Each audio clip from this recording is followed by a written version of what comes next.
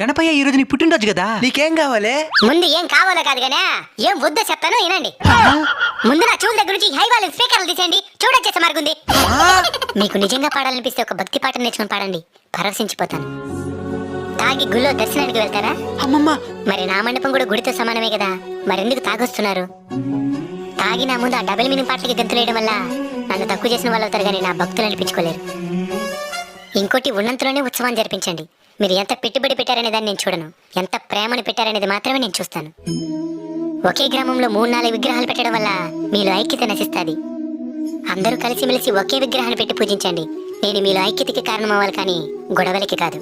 స్వామి మేమైతే తాగి రావడం, డబుల్ మీనింగ్ పాటలకి డాన్స్ వేయడం ఇవేవి చేయలేదు స్వామి. అందుకే కదా నైనా నేను ప్రత్యక్షమై మీతో మాట్లాడుతుండేది. మీరు నాకు బాగా నచ్చారు. ఏదైనా ఒక వరం కోరుకోండి, ఖచ్చితంగా తీరుస్తాను. స్వామి నీ పుట్టినరోజు నాడు కూడా విజయవాడ ఖమ్మం అసలు వరదలతో ఇబ్బంది పడుతున్నారు స్వామి, వాళ్ళకి తోడుగా ఉండు స్వామి. తదాస్తు.